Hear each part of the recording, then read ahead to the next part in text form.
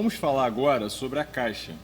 A caixa teve origem no século XV e era usada basicamente nos desfiles militares e foi também aplicada nas orquestras sinfônicas. A caixa basicamente é um corpo cilíndrico que pode ser feito de madeira ou alumínio ou outra liga metálica. Geralmente é feita de madeira. Ela é composta pelo corpo, nesse caso aqui é uma caixa de 13 polegadas, com corpo, aro, canoas e os parafusos para afinação. Tem também a pele batedeira, é onde o percussionista toca, e a pele resposta. E uma característica muito interessante e muito peculiar da caixa é a esteira. A esteira, ela proporciona um som diferente na caixa. Ela é acionada através dessa chave aqui, que também se chama automático. Quando a chave fica arriada, você tem um som de um tambor comum. Quando você aciona a chave, ela aciona a esteira encostando na pele resposta. Então você tem um som característico da caixa. Existe também a caixa sinfônica, né? Essa caixa aqui que eu mostrei é uma caixa de bateria. A caixa sinfônica é muito parecida com a caixa de bateria. Essa caixa é 13 polegadas de diâmetro e 5 de altura. 5 polegadas. A caixa sinfônica, ela geralmente é 14 polegadas de diâmetro ou 15 por 6 a 6,5 de profundidade. Essa caixa aqui é uma caixa marching band, que é uma caixa para desfile. E por ser uma caixa para desfile, você tem que andar desfilando. Então você precisa prender a caixa no corpo. Geralmente o percussionista utiliza do talabarte, ou cinto, né? Que é essa correia aqui. Você prende no corpo e prende na caixa. Outro tipo de suporte, que é chamado carrier, é esse aqui, ó. Você coloca no corpo e prende nesse suporte aqui da caixa. Esses dois suportes aqui, ó. E anda desfilando com a caixa. Vou tocar agora uma parte do Bolero de Ravel, que tem uma caixa que toca do início ao fim, fazendo uma dinâmica do suave, né, ou do piano, até o fortíssimo.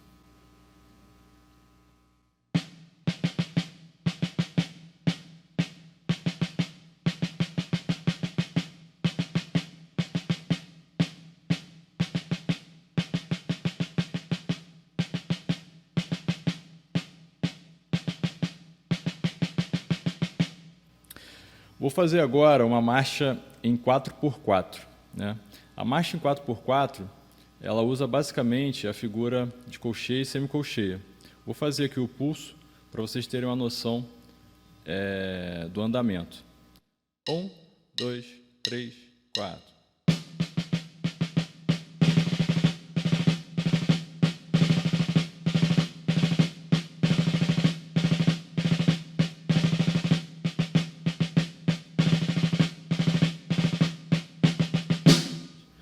Vou fazer agora uma marcha em 12x8.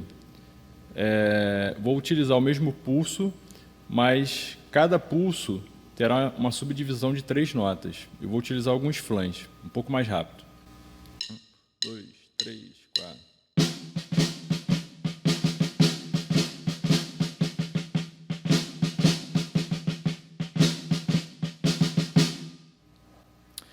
Vou tocar agora um rufo, começando na dinâmica mais fraca para uma dinâmica mais forte. Ela começa na borda da caixa e vai para o centro. Geralmente, quando você quer tocar os toques mais fracos, nós tocamos na borda, né? E quando queremos uma dinâmica um pouco mais forte, a gente vai para o centro, né? Se repararmos aqui, ó, é um pouco mais fraco naturalmente do que aqui. Então o Rufus ficaria assim.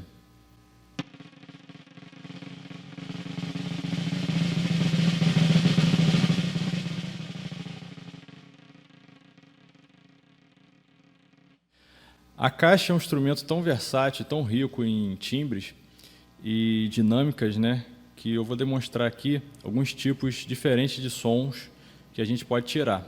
Então, a caixa, essa aqui é uma pele batedeira. Essa pele é uma pele porosa, existem outros tipos de pele, igual pele hidráulica, né, com filme simples, filme duplo e várias versões. Essa pele aqui, quando você toca no centro, você tem um timbre mais característico, que é um pouco mais grave e forte.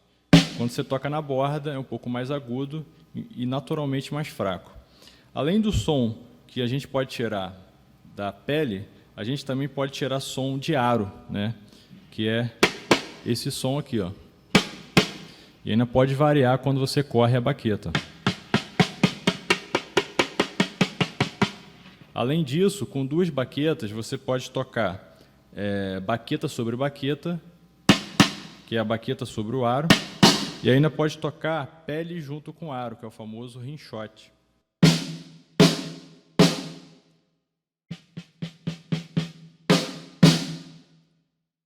Ainda tem a possibilidade de você tocar só no aro.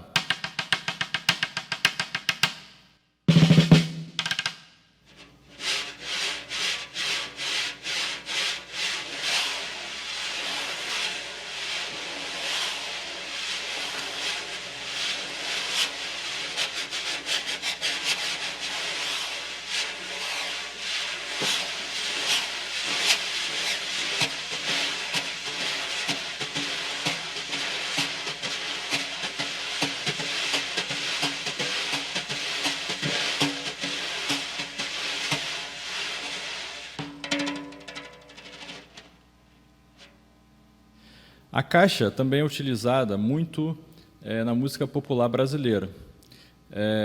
Eu vou dar um exemplo aqui de uma levada de samba, né? Existem várias levadas de samba e no samba a caixa é um instrumento muito importante, né? Eu vou fazer uma levada aqui da escola da Portela, vou fazer um pouco mais lento, depois eu faço um pouco mais rápido.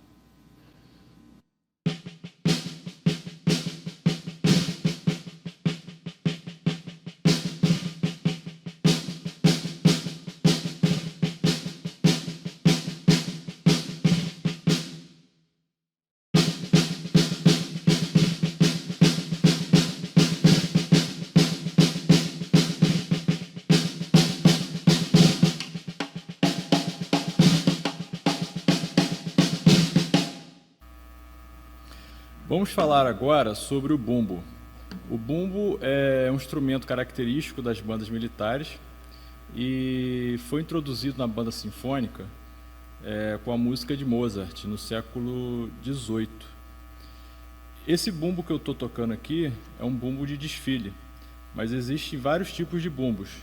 Pode variar de 18 polegadas de diâmetro a até mais de 50 polegadas. Esse bumbo aqui, por exemplo, é um bumbo de 20 polegadas e é muito utilizado para marcha militar. Eu vou tocar aqui uma marcha básica, né, utilizando o compasso que é marcado com os pés, né.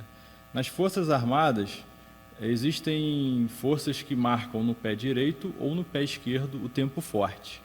Se eu começar a contar o compasso binário, por exemplo, 1, 2, 1, 2, o tempo 1 no meu pé direito e o tempo 2 no esquerdo, o toque forte vai ser executado na perna esquerda, que seria o tempo 2. Então seria isso aqui, ó. 1, 2, 1, 2, 1, 2, 1, 2, 1.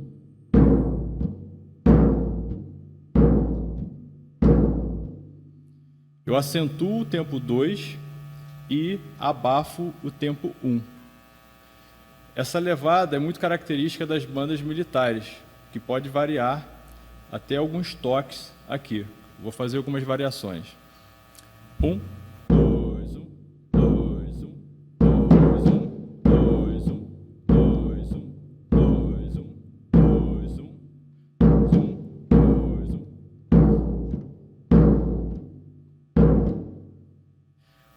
O bumbo é um instrumento muito grave, né? E pode variar de tamanho. Os bumbos sinfônicos, eles são muito grandes, podem chegar até 50 polegadas. Então existem racks, né, com rodinhas para carregá-los, porque seria praticamente inviável você desfilar com um bumbo tão grande ou carregar, né, no colo. Os pratos são instrumentos milenares.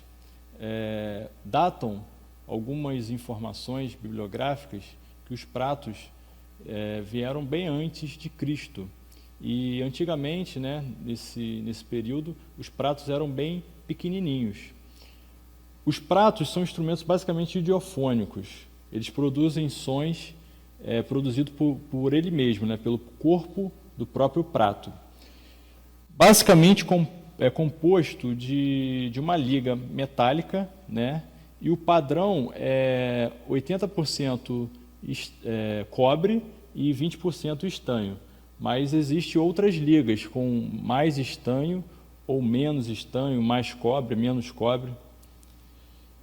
Esse prato que eu estou segurando aqui é um prato de 16 polegadas e é um prato de choque, muito usado nas marchas militares, né? E também nas orquestras sinfônicas.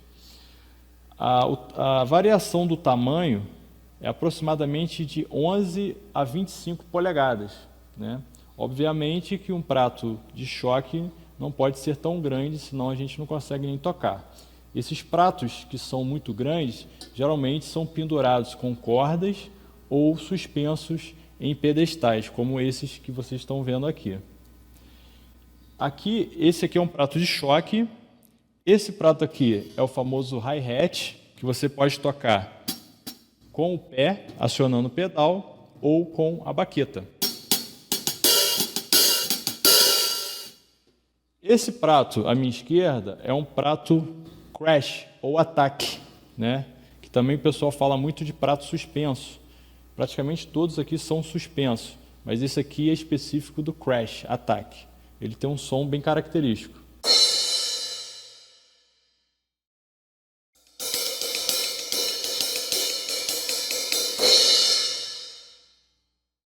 Esse prato aqui é o splash, que também é para fazer corte ou ataques, mas é bem menor. Esse aqui é um de 10 polegadas. Esse crash aqui é de 17 polegadas.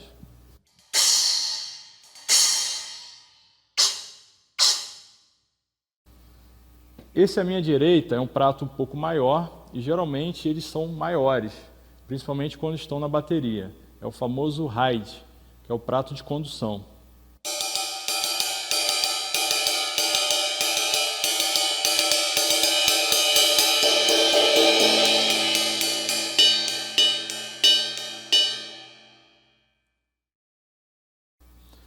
Interessante notarmos que o prato ele se divide basicamente em 3 partes. Pelo ride a gente consegue ver melhor, por ser até um prato maior. Ele se divide em borda, meio e cúpula. E se notarmos bem, cada um tem uma sonoridade. Som de borda, com ponta de baqueta.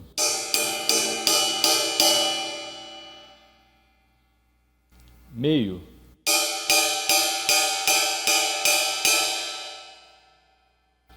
E a cúpula.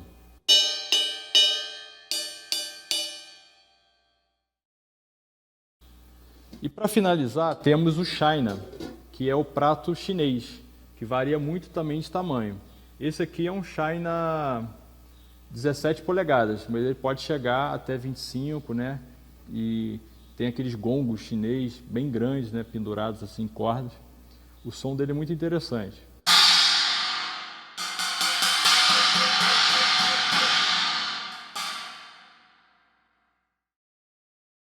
Vou falar aqui agora sobre o abafamento do prato. O prato é um instrumento idiofônico e ele soa muito. Então a gente tem que aprender, enquanto percussionista, a abafar e controlar esse som.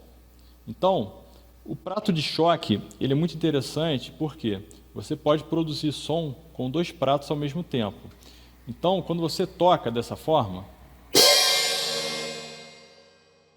ele soa quase que diretamente sem parar. Você tem que aprender a controlar esse som dessa forma. Vai depender, obviamente, da figura rítmica que você quer. Se você quiser um som mais prolongado, você deixa soar. Se você quiser um som mais curto, você abafa. Eu vou fazer uma levada básica de marcha aqui, que é muito utilizada nas bandas militares e nas bandas civis. Contando o compasso binário. 1, 2, 1, 2.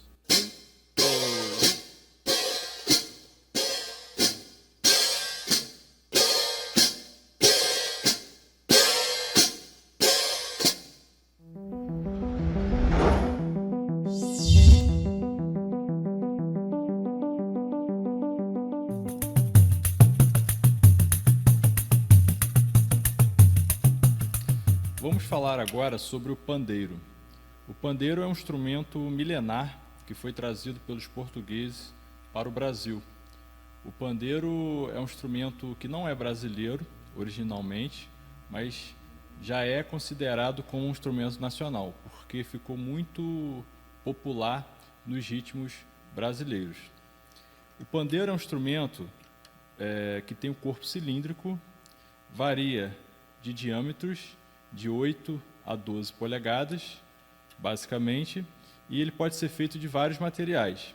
Esse aqui, por exemplo, é um pandeiro que tem o corpo de madeira e a pele de plástico, ou nylon, né?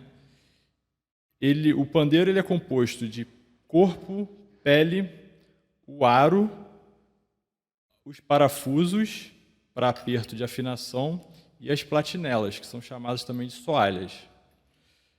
Vou mostrar um pouquinho da técnica do pandeiro. Esse pandeiro aqui é um pandeiro que é considerado pandeiro de choro, né? O choro é um gênero da música popular brasileira, onde o pandeiro ficou muito popular, né? É um instrumento rítmico de acompanhamento e ficou muito clássico dentro do choro. Esse pandeiro ele se diferencia do outro basicamente na pele, né? Ele é um pouco menor, mais leve, o diâmetro é o mesmo, mas o corpo é um pouco menos espesso. E a pele é uma pele de animal, que eram as primeiras peles utilizadas. A pele de animal dá um som um pouco mais grave, né? E mais característico para esse estilo que é o choro, né? Vou tocar aqui só o grave para vocês ouvirem.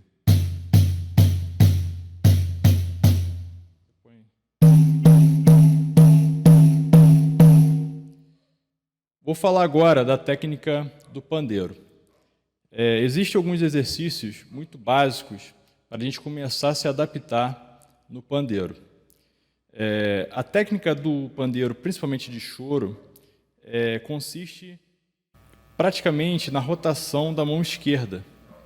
Então, um exercício interessante para se fazer, para ficar bastante relaxado e para começar, é você balançar o pandeiro dessa forma assim, ó, para começar a aprender a rotação da mão esquerda, para quem é destro, né?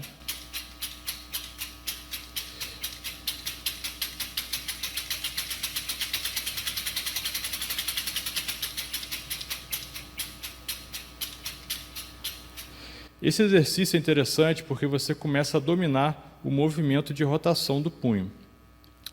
Começa fazendo lá embaixo e traz o pandeiro para a posição aproximadamente do umbigo, onde você vai tocar com a mão direita.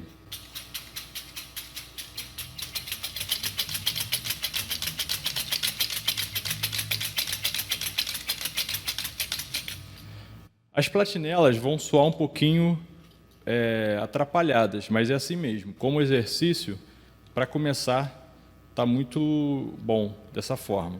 Depois do exercício do movimento da rotação da mão esquerda, a gente vai começar a adicionar a mão direita.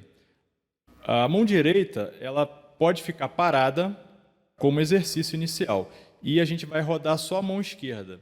Então, a gente vai fazer o primeiro exercício, que é esse aqui, ó, ponta de dedo e punho. Vamos dividir basicamente em 2 toques, punho e ponta de dedo. Quando eu rodo para cá, pega no punho. Quando eu rodo para cá, pega nas pontas de dedo, ok? Então, contando nesse pulso aqui, ó. 1, 2. 1 e 2 e 1 e 2 e 1 e 2 e 1 e 2 e. Se vocês repararem, a minha mão direita praticamente fica parada. O que roda é a mão esquerda. 1 e 2 e.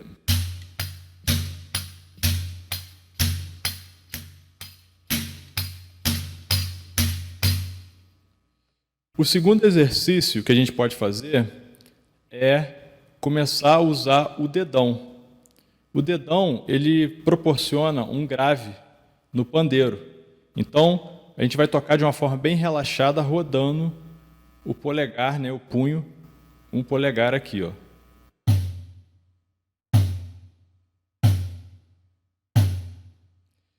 Vou fazer o mesmo exercício anterior, só que utilizando o dedão no lugar do punho. Então ficaria assim: 1 e 2 e 1 e 2 e 1.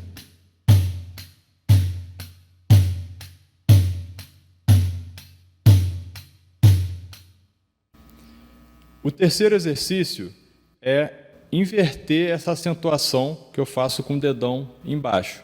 Eu vou fazer o punho embaixo e vou fazer uma acentuação tentando imitar esse grave do dedão embaixo. Porém, vou fazer em cima. Então, vai começar com o pulso. Seria assim: 1 e 2 e 1 e 2 e 1, 2.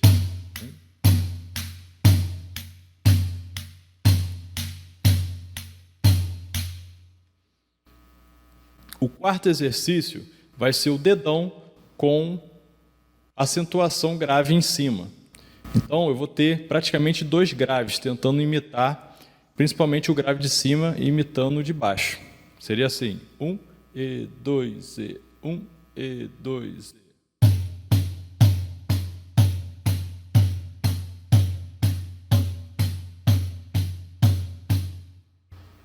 Ok? Com esses 4 exercícios, você pode começar a tocar alguns ritmos brasileiros, né? E fazendo algumas variações. Por quê? Eu já tenho a possibilidade de fazer graves e médios, né? Que são consideradas frequências que são usadas no pandeiro, né? Obviamente com um certo agudo das platinelas, quando você movimenta o pandeiro. Então, eu vou fazer uma levada básica de samba aqui, mais lentinho, depois acelerar um pouco, para vocês verem que eu vou utilizar essas manulações que eu acabei de falar. Então seria mais ou menos isso aqui: 1 e 2 e 1 e 2 e.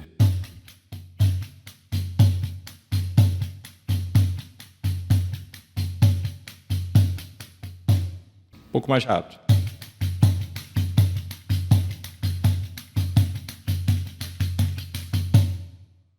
Uma parte importante do pandeiro é o abafamento. Assim como a maioria dos instrumentos de percussão, alguns instrumentos de percussão, né, como o prato, a gente tem que saber abafar para dar o valor correto da nota e até um certo swing. O abafamento do pandeiro ocorre de 2 formas: na parte de baixo, assim, colocando e tirando o dedo, ou na parte de cima, onde esse dedo aqui não pode ficar totalmente pressionado. Ele fica um pouco solto e você tem o controle do abafamento aqui. A diferença do abafamento de baixo para o de cima é o seguinte: o de baixo ele abafa muito mais, você consegue um controle maior para abafar. O de cima, você tem praticamente uma nuance maior de frequências. Então você consegue fazer algumas frequências ou alturas diferenciadas. Vou fazer aqui um exemplo com abafamento de cima. Por exemplo, ó, sem abafar. Quando eu aperto um pouco, eu já mudo um pouco a afinação. Eu abafo, mas mudo um pouco a afinação. Se eu apertar um pouco mais, e assim vai, subindo a afinação. Então, eu vou tocar direto, abafando, soltando e apertando o dedo, né?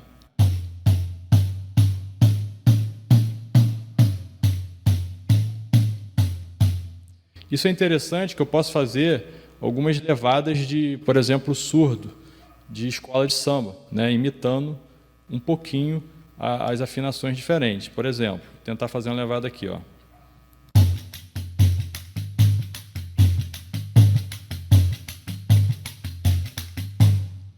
perceberam que eu faço tim-dim, tum-dum, tim-dim, tum-dum. Então eu posso brincar com isso quando você domina essa técnica de abafamento.